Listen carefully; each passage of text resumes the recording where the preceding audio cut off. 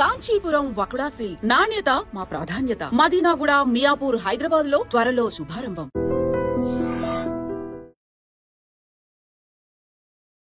Welcome to Hi Dream. నేను మీ భవ్య. మీకు 60 ఏళ్ళు వచ్చేసరికి నెలకి 50,000 జీతం లాగా వచ్చినట్టు మీ చేతికి రావాలి. 80 ఏళ్ల వరకు కూడా ఇదే రావాలి అంటే మీరు 30 ఏళ్ళు, 35 ఏళ్ళు, 45 ఏళ్ళ వయసుకి ఏం చేయాలి, ఎంత కార్పస్ క్రియేట్ చేయాలి, ఈ డీటెయిల్స్ చెప్పడానికి మనకి మ్యూచువల్ ఫండ్ డిస్ట్రిబ్యూటర్ చంద్రశేఖర్ గారు మన ముందున్నారు. సార్ ని డీటెయిల్స్ అడిగి తెలుసుకుందాం. సార్ నమస్తే సార్, ఎలా ఉన్నారు సార్? సార్ నిజంగా ప్రతి ఒక్కరికి ఈ ఏజ్ లో అంత కష్టపడుతున్నారంటే ఒక పర్టికులర్ ఏజ్ వచ్చేసరికి మనకంటూ ఒక కొంత ఇల్లు లేదా ఇంకేదో కొంత రిటర్న్స్ వస్తే బాగుంటుంది అమ్మయ్య అనే ఫీలింగ్ ఉంటుంది. 60 ఏళ్ళు వచ్చేసరికి మనకి నెలకి 50,000 చేతిలో ఉండాలి అని అంటే నిజంగా ఏం చేయాలంటారు సార్? బాబాయ్ గారు మంచి క్వశ్చన్ అండి. బాబాయ్ గారు ఇప్పుడు ప్రతి ఒక్కరు ఫోకస్ ఏముంటుందంటే వాళ్ళ రిటైర్మెంట్ అండి. అవునవును కదా, రిటైర్మెంట్ కల్లా నాకు ఇది కావాలి. Most of the people or private employees. వాళ్ళకి పెన్షన్ ఉండదు. సో వాళ్ళ ఫస్ట్ ప్రియారిటీ ఏంటి? రిటైర్మెంట్ తర్వాత పిల్లలు ఉంటే పిల్లలు ఫస్ట్ ప్రియారిటీ ఉంటుంది, ఎడ్యుకేషన్. సో ఈ రెండు విషయాల్లో చూసుకుంటే మేడం, ఎడ్యుకేషన్ అనేది ఒక ప్రియారిటీ, వదిలేండి అది, దాని గురించి మనం డిస్కస్ చేయట్లేదు. కానీ అయితే రిటైర్మెంట్ అనేది మనం ఇవాళ మాట్లాడాలి. ప్రతి ఒక్కరికి, ఒక ప్రైవేట్ ఎంప్లాయీకి ఒక రిటైర్మెంట్ అనేది కావాలి. సో ఇవాళ మనం మాట్లాడుకునేది ఏంటంటే ఒక 50,000 ప్రతి మంత్ ఇన్కమ్ కావాలి వాళ్ళకి. సో ఎవరికి అంటే 35 ఇయర్స్ 40 ఇయర్స్ తీసుకున్నాం, వాళ్ళకి ఒక 60 ఇయర్స్ వచ్చినప్పుడు రిటైర్ అయ్యేటప్పుడు ఒక 50,000 వాళ్ళకి చేతికి కావాలి. సో అలా కావాలి అనుకునేటప్పుడు వాళ్ళు ఈ రోజు నుంచి ఎంత ఇన్వెస్ట్ చేయాలి, ఎంత కార్పస్ క్రియేట్ చేసుకోవాలనేది మాట్లాడదాం. ఇదంతా క్యాల్కులేషన్స్ మేడం, నేను చెప్తాను. సో జనరల్ గా ఇప్పుడు 30 ఇయర్స్ తీసుకున్నాం అనుకోండి, రిటైర్మెంట్ ఏజ్ ఏమో 60 ఇయర్స్, రైట్? ఇక్కడ లైఫ్ ఎక్స్పెక్టెన్సీ మనం తీసుకుంటుంది 80 ఇయర్స్. 80. సో 60 ఇయర్స్ నుంచి 80 ఇయర్స్ వరకు బతుకుతున్నారు అనుకుందాం. అంటే నేను అంతే బతకగలను ఒక యావరేజ్ గా మనం క్యాలిక్యులేట్ చేస్తాం, ఎస్టిమేట్ చేస్తున్నాం. సో కానీ ఇప్పుడు ప్రెసెంట్ చూస్తే లైఫ్ ఎక్స్పెక్టెన్సీ ఇంకా 80 కంటే ఎక్కువే ఉంది మేడం. బట్ యావరేజ్ గా అట్లీస్ట్ మనం 80 ఇయర్స్ తీసుకుని మాట్లాడుకున్నాం. సో ఇక్కడ ఆయనకు కావాల్సిన 50,000 ఎక్స్పెన్సెస్ ఎవ్రీ మంత్. మేడం ఇక్కడ క్యాల్కులేట్ చేసేటప్పుడు చాలా ఇంపార్టెంట్ కన్సిడరేషన్ చేయాల్సింది ఏంటంటే ఇన్ఫ్లేషన్. ఇన్ఫ్లేషన్ కన్సిడర్ చేయకుండా చాలా మంది క్యాల్కులేట్ చేసుకుంటూ కార్పస్ క్రియేట్ చేసుకుంటుంటారు. మనం ఇప్పుడు మనం పెరుగుతున్నప్పుడు, ఇన్ఫ్లేషన్ పెరుగుతున్నప్పుడు అంటే ఖర్చులు పెరుగుతున్నాయి కదా. ఇప్పుడు 30 ఇయర్స్ ఆయన వయసు 30 ఇయర్స్ అంటే ఆయన 60 ఇయర్స్ అంటే ఇంకా 30 ఇయర్స్ అయితే ఎలాగుంటుందో చూడండి. ఇన్ఫ్లేషన్ ఎవ్రీ ఇయర్ 6% పెరుగుతుంది, అది నార్మల్ ఇన్ఫ్లేషన్. మరి స్కూల్ చూసుకుంటే 10%, 15%. సో ఈ విధంగా ఫస్ట్ 30 ఇయర్స్ వాళ్ళు 60 ఇయర్స్ రిటైర్మెంట్ అయ్యేటప్పుడు ఎక్స్పెక్టెన్సీ 80 ఇయర్స్ అనుకున్నప్పుడు 50,000 కావాలండి. సో ఇక్కడ 6% మన ఇన్ఫ్లేషన్ తీసుకుంటూ క్యాలిక్యులేట్ చేస్తే ఆయనకి కావాల్సిన కార్పస్ 7.21 crores, 7,21,00,000 కావాలి 30 ఇయర్స్ లో. ఈ 30 ఏళ్ల నుంచి 60 ఏళ్ళు వచ్చేలోపు 7.22 crores వచ్చినప్పటికీ 7,21,00,000, 7.21 crores కావాలి. అది క్రియేట్ చేయాలి అనుకుంటే ఆయన చేయవలసిన ఎస్ఐపి అమౌంట్ 17,600 పర్ మంత్. అట్లా 30 ఇయర్స్ చేయాలి. ఓకే. ఇప్పుడు 35 ఇయర్స్ పర్సన్ కి వద్దాం. ఈయన రిటైర్మెంట్ ఏజ్ కూడా 60 ఇయర్స్, లైఫ్ ఎక్స్పెక్టెన్సీ కూడా 80 ఇయర్స్, ఎక్స్పెన్సెస్ కావాల్సింది కూడా 50,000. ఇక్కడ ఇన్ఫ్లేషన్ కూడా 6%. సో ఇలాంటి 35 ఇయర్స్ పర్సన్ కి 25 ఇయర్స్ కట్టాలి. 25 ఇయర్స్ కట్టేటప్పుడు ఆయన కావాల్సిన కార్పస్ 5.39 crores, 5,39,00,000. సో ఇక్కడ ఆ కార్పస్ క్రియేట్ చేయాలి అనుకుంటే 24,300 పర్ మంత్ ఇప్పుడు కట్టాలి. మర్చిపోకండి, ఇక్కడ కూడా మనం ఇన్ఫ్లేషన్ తీసుకుంటున్నాం 6%, రైట్? సో నెక్స్ట్ 40 ఇయర్స్ తీసుకుందాం.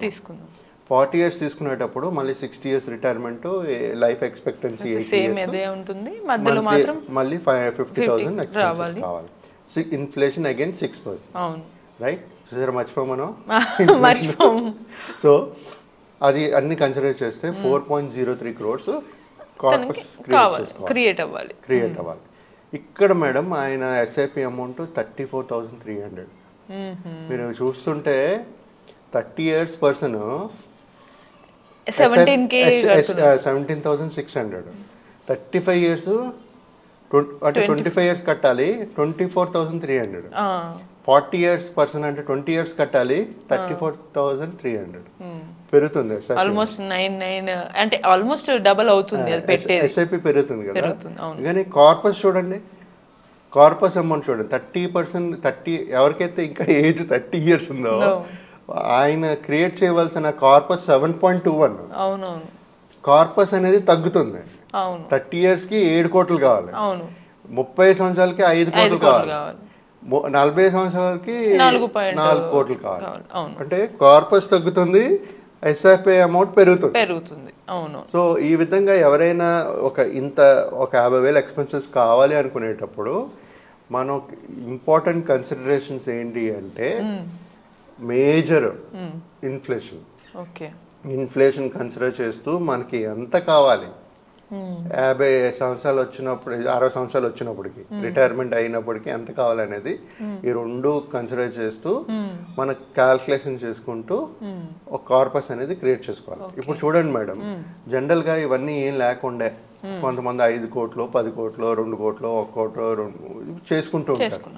బట్ ఇవాళ 1 కోటి రూపాయలు ఉంటే హ్యాపీగా బతకగలుగుతారు అనుకుంటాం, రైట్? మనకి తెలుస్తూ ఉంటాం.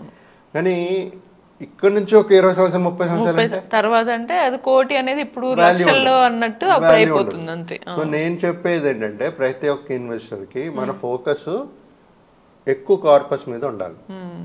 నన్ను అడిగితే ఇప్పుడు ఫర్ ఎగ్జాంపుల్ ఒక 25 years 25 years ఉన్నా సరే ఒక 5 కోట్లలో మన ఫోకస్ ఉండాలి. కార్పస్ 5 కోట్లు మినిమము 6, 7, 8, 9, 10. ఇప్పుడు సార్ అంటే మనం 30 years నుంచి తీసుకున్నాం కదా, కొన్నిసార్లు ఈ మధ్య యూత్ ముందు నుంచే బాగా ఫైనాన్షియల్ గా గ్రో అవ్వాలనే థాట్ లో ఉన్న వాళ్ళు సేమ్ 25 ఉన్న వాళ్ళు కూడా సేమ్ ఇదే కార్పస్ 7.2 కార్పస్ చేసుకోవచ్చు. క్యాల్కులేషన్ చేసుకుని వాళ్ళు కూడా అలాగే ఇన్వెస్ట్మెంట్ చేసుకోవచ్చు. వాళ్ళ ఎస్ఐపి అమౌంట్ ఇంకా తక్కువ ఉంటుంది. ఓకే. ఎప్పుడైతే టెన్యూర్ ఉంటుందో కానీ కార్పస్ అనేది పెద్దగా ఉంటుంది. టెన్యూర్ ఎక్కువ ఉంది, ఎస్ఐపి తగ్గుతుంది, కార్పస్ ఎక్కువ. అప్పుడు అది వాళ్ళకి కార్పస్ ఎక్కువ ఉన్నదే కదా సార్ బెనిఫిట్ అంటారు.